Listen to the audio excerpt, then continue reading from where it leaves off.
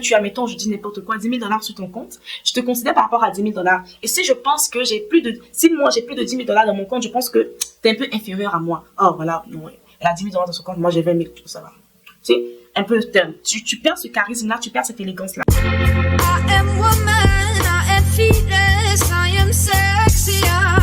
Salut Margot, bienvenue encore sur Jeune Femme 2.0, j'espère que tu vas bien. Moi je suis très bien par la grâce de Dieu.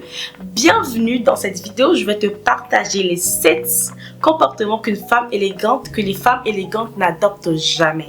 Ok, on est dans un mouvement de glow up, on va aller à notre niveau, on est dans notre reset area, ok, et on veut level up. Et dans cet aspect-là, il faut qu'on comprenne certaines choses parce qu'il y a certains de nos comportements, malheureusement, qui nous sabotent. Sinon, voilà. Donc, si tu viens d'arriver sur la chaîne, tu m'as jamais découvert, tu n'as jamais vu ma tête, bienvenue, abonne-toi, active la cloche de notification pour ne pas rater les vidéos lorsque je les sors. Sur les cas, les 7 choses qu'une femme élégante ne fait jamais. Je les ai notées, donc du coup, je vais essayer de voir dans mon téléphone de ce que j'ai noté. Première des choses qu'une femme élégante ne partage jamais, c'est ses plans. Quand tu as des plans, vous savez, des fois, quand tu as un plan, tu penses à quelque chose directement. Tu vas appeler ta copine. Ah, copine, je viens de penser à quelque chose et tout et tout. Et souvent, tu vas même demander qu'est-ce que tu en penses et tout. C'est bien, c'est une bonne chose quelque part. Mais avant d'être sûr de ton plan, bien être sûr, faire des choses, à moins que c'est une personne qui va pouvoir t'aider dans tes plans. Si la personne n'a rien à voir dans tes plans, même si c'est ta copine, ta CP de waouh, franchement, non. Tu ne partages pas tes plans avec cette personne-là. À moins que vraiment, c'est des plans qui sont vraiment déjà aboutis ou qui sont sur le chemin d'être aboutis. Et aussi, tu ne partages pas ton plan à moins que tu es dans un groupe ou bien tu veux voyager, tu veux faire quelque chose et tout. Et à moins que tu es dans un groupe que tu es obligé de dire que voilà, la gang, je m'en vais et tout. Là, on comprend. À moins que tu es au travail où tu dois partager certaines choses avec ton boss parce que voilà, il doit le savoir dans le cadre du travail. Par contre, tu as des plans d'entreprendre, tu as des plans. Entreprendre, par exemple, tu n'as pas besoin de dire aux gens dans ton travail que tu entreprends. Tu n'as pas besoin de dire même à certains amis que tu entreprends parce que moi, je me rappelle que franchement, au début, je sais pas si c'était en 2017, 2018, j'avais des idées d'entrepreneuriat, j'avais parlé à certains amis et tout, ils m'ont découragée et j'ai compris que il y a des choses qu'on ne partage pas, tu vois, et même les choses de ta vie personnelle, tes plans, tu les partages pas. Franchement, c'est très important. Et c'est pas des comportements très élégants, ok? L'élégance, ce n'est pas seulement s'habiller correctement, être propre sur toi et tout. L'élégance, ça vient avec des comportements, ça vient avec des manières de faire, ok? Donc, comme je l'ai dit, première manière de faire, c'est de ne pas partager tous tes plans. Tout le monde ne doit pas connaître tes plans. Ça devient après pas élégant, ok? Ok, tes amis encore, on comprend. Mais encore des personnes lambda que tu vois, tu partages toute ta vie à tout le monde comme ça, c'est pas élégant, ok? Donc c'est très important de faire fi de ces plans. Deuxième chose que une femme élégante ne doit pas faire, c'est de partager la balance de son compte en banque. C'est pas élégant de faire ça parce que vous savez, l'élégance, ça vient avec un charisme et ça vient avec le fait d'être un peu mystérieuse. Tu vois qu'est-ce que je veux dire? Et quand tu montres par exemple ta balance de compte en banque à une personne, qu'est-ce que ça fait? Ça fait que la personne sait, vous savez, veut pas, généralement on considère les personnes par rapport à leur valeur monétaire. Donc ce que tu as, je te considère par rapport à l'argent que tu as dans ton compte en banque. Malheureusement, plusieurs personnes, en fait, la plupart de nous ont fait ça. Quand, mettons, je vois que tu as, mettons, je dis n'importe quoi, 10 000 $ sur ton compte, je te considère par rapport à 10 000 $.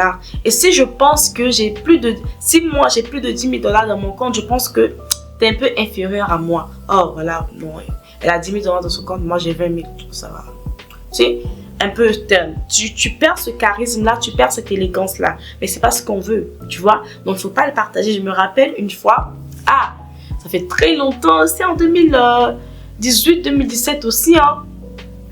Il y avait, je devais envoyer l'argent à quelqu'un, l'agent Interact en ligne, tu sais, je pense 5 $ à cette personne-là. Et finalement, je lui ai envoyé $500 sans faire exprès. Mais c'était $5 que je devais lui envoyer. Donc, quand je lui ai envoyé l'argent, je lui ai dit, ah, je t'ai envoyé $500 sans faire exprès. Donc, j'ai fait la capture d'écran pour lui envoyer. Mais quand il fallait que la balance de mon compte se fasse voir dans la capture d'écran, qu'est-ce que j'ai fait? J'ai non seulement barré, tu vas rigoler. Dans mon compte en banque, j'avais à peu près, en ce moment-là, j'avais grave pas d'argent. Je pense que j'avais moins de $1000 dans mon compte, ok? Mais quand il fallait que je barre, la somme, j'ai barré jusqu'à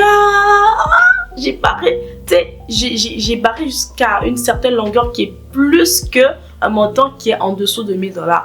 Disons que j'ai barré comme si c'était $100 000 environ, tu vois ce que je veux dire? Et la personne avait une perception comme si, oh my god, tu as beaucoup d'argent. La personne me l'a dit, oh my god, tu as beaucoup d'argent. Mais c'est faux. Je sais même pas si j'ai plus de, j'ai pas plus de $500 qui me restaient. Donc il fallait qu'il me retourne rapidement mes $500 parce que j'en avais besoin. Donc juste pour te dire que c'était important, même à ce moment-là, j'avais déjà compris que c'est très important de ne pas montrer sa balance. Même à tes amis, c'est yo, parce que tu le montres à tes amis. En fonction de ça, ils vont te considérer. En fonction de ça, ils vont te demander même de leur prêter de l'argent. Et si tu dis que tu n'en as pas, ils vont te dire, ah, j'ai vu ton compte bancaire et tout, t'es chiche. Entre-temps, tu as tes plans sur ton argent, tu vois. C'est très important. Troisième chose qu'il ne faut pas faire en tant que femme élégante, c'est de partager ce qui se passe dans ton couple. Ça, je n'ai jamais compris, franchement. Parce que vous savez jamais qui est à côté de vous. Vous allez dire que Muna, t'es tout le temps dans la méfiance et tout. Ce n'est pas ça. C'est que, vous savez, il ne faut pas donner l'occasion à une personne d'être mauvaise ou bien mauvais envers toi. L'être humain, généralement, tu ne sais pas par quoi cette personne passe. Si cette personne-là est malheureuse ou malheureux dans son couple et que toi, tu dis tout le temps que mon bébé m'a acheté ça, il m'a fait ci, il m'a fait ça, oh, je suis trop heureuse.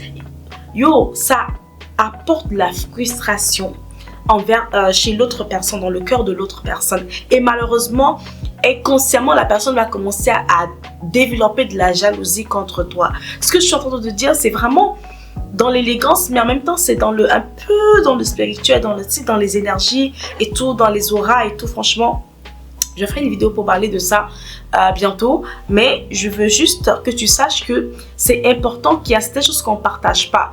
Même quand tu es dans les peines, dans les douleurs, tu ne partages pas.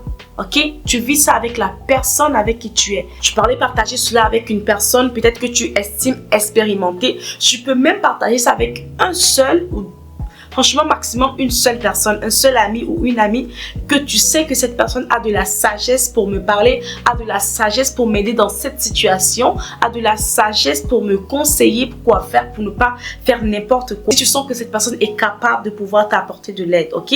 Mais ça, c'est pas plus d'une personne, honnêtement, ok?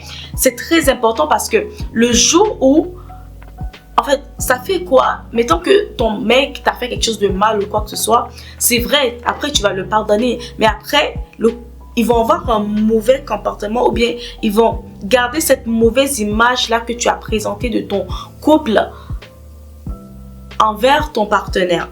Donc, à chaque fois, ils vont peut-être le rabaisser, le manquer de respect et tout. Mais ça, c'est pas des comportements d'élégance. Tu vois, qu'est-ce que je veux dire? Ou encore, oh my God, il y a quelqu'un qui m'a dit une fois, une personne que je connaissais, oh non, mon mec cette nuit là il m'a touché comme ça, il a fait ça, j'étais comme, vous savez, je lui dis que fais attention à ce que tu dis.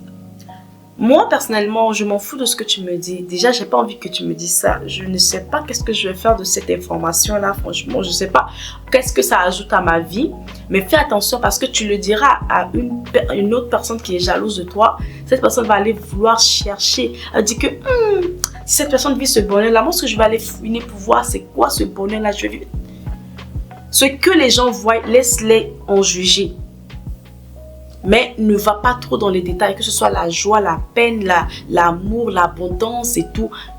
Garde ça pour toi, garde ça entre vous deux.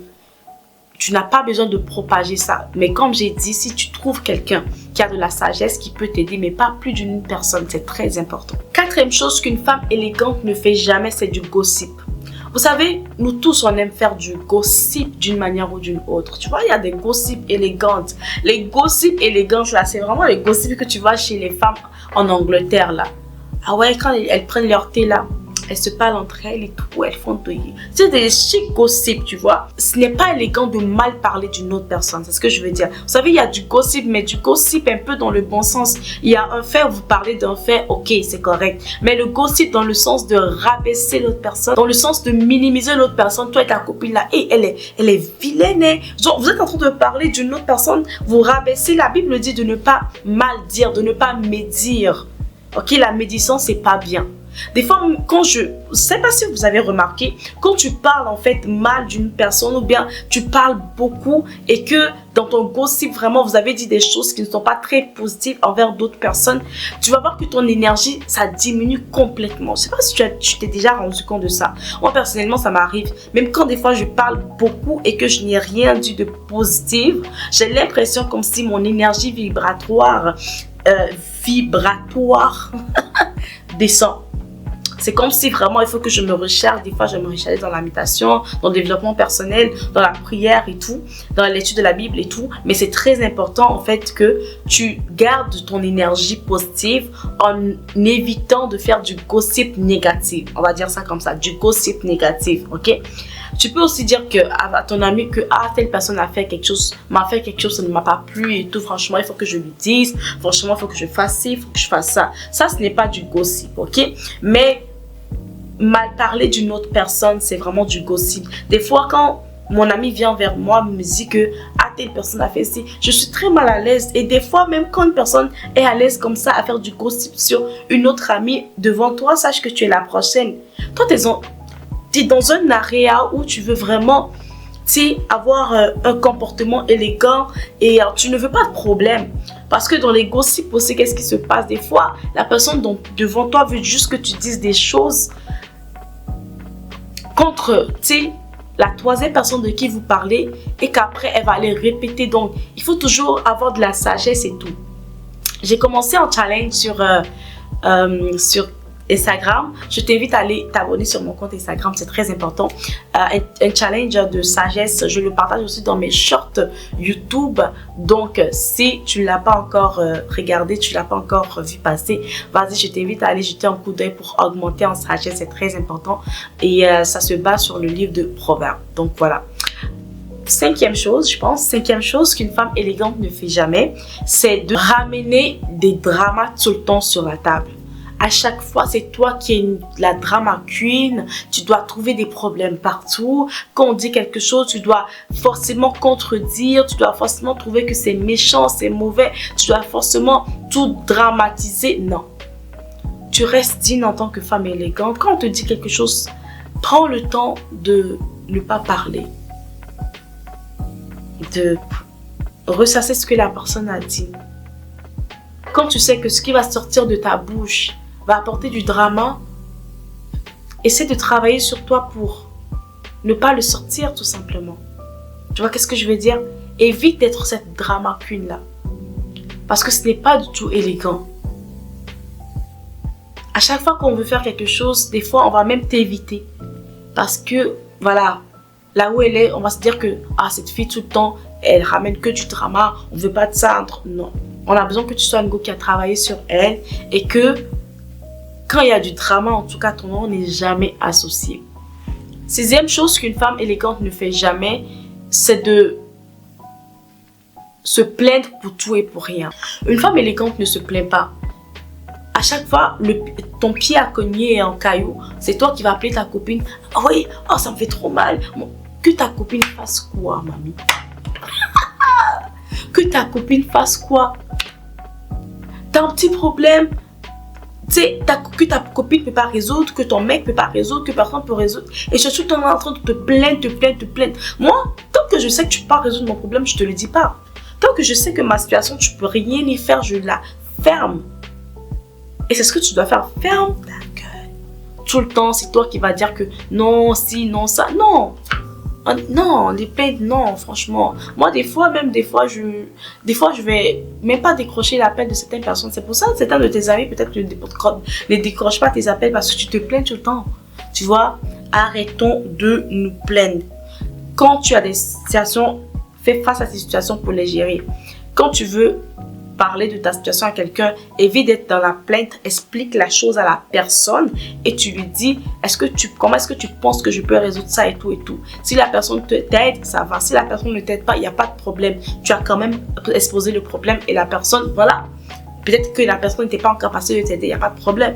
Mais tu vas venir te plaindre pour tout et pour rien. Tu sais, non. Apprends à garder certaines choses pour toi.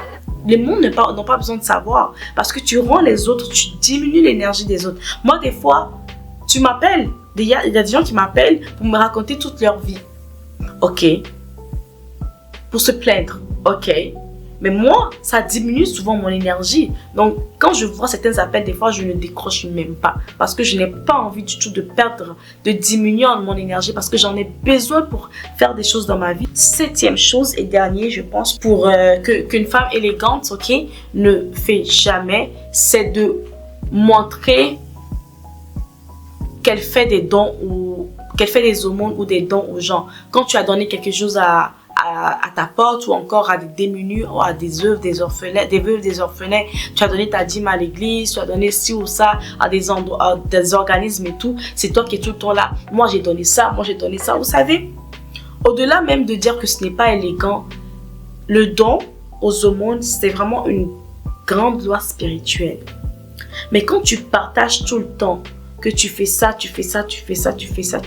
qu'est-ce que ça ramène? Normalement, quand tu le fais, il y a une bénédiction derrière. Mais quand tu le dis à tout le monde, ta récompense devient la perception que les gens auront de toi lorsque tu vas leur dire ça. C'est ça ta bénédiction. Donc, la vraie bénédiction qui devait suivre ton aumône, souvent ne vient pas avec. Donc, c'est très important en tant que femme élégante, quand tu fais des aumônes ou tu fais des dons, de ne pas le partager. Garde-le pour toi. Donc, ça va être un peu tous les 7 points que j'ai à partager avec toi aujourd'hui. Mais la question de savoir, finalement, on partage pas ci, on partage pas ça. Finalement, on partage quoi? À qui? Comme je l'ai dit plus tôt, certaines choses, quand tu sais que la personne en face de toi ne peut pas t'aider, tu n'as pas besoin de dire. Je comprends que des fois, c'est pas peut-être forcément des plaintes, mais tu as envie de parler à quelqu'un. Et ça aussi, il faut choisir la bonne personne. Moi, ça ne me dérange pas que tu viennes vers moi pour me parler de quelque chose. Mais quand je vois que on est plusieurs à qui tu te confies, tout ça, la prochaine fois que tu vas venir vers moi, je ne vais pas te donner la même énergie de moi. Parce que tu ne vas pas venir gaspiller mon énergie cadeau. Entre-temps, c'est ton travail d'aller partager tout à tout le monde. Et on ne sait jamais qui est qui. Il faut savoir que les pensées aussi, tel tu penses, tel tu es. Les pensées ont du pouvoir spirituellement. Il faut vraiment que je fasse des vidéos par rapport à ça pour vous éclairer. Si vous souhaitez, dites-moi-le en commentaire et voilà, je vais les faire. Mais les pensées ont une force. Donc, la personne qui est en face de toi, tu ne sais pas qu'est-ce qu'elle pense. Quand tu te lis facilement, ah, pourquoi c'est toujours elle qui est heureuse? Pourquoi c'est toujours elle qui est nanana et tout? Et la personne va commencer à nourrir de la jalousie en elle-même. Et cette jalousie-là, qu'elle nourrit, ça devient un peu comme la sorcellerie et spirituellement, ça peut avoir de l'impact sur toi. Merci beaucoup, je ne vais pas trop durer dans cette vidéo. J'espère que cette vidéo t'a plu et que tu as appris quelque chose et que tu vas l'implémenter. Dis-moi vraiment qu'est-ce que le point qui t'a plus touché ou qui t'a plus parlé ou que tu adoptes déjà ou que tu comptes adopter vraiment dans le futur en commentaire. Et on se retrouve dans une prochaine vidéo. Je te fais de gros bisous. Bye bye.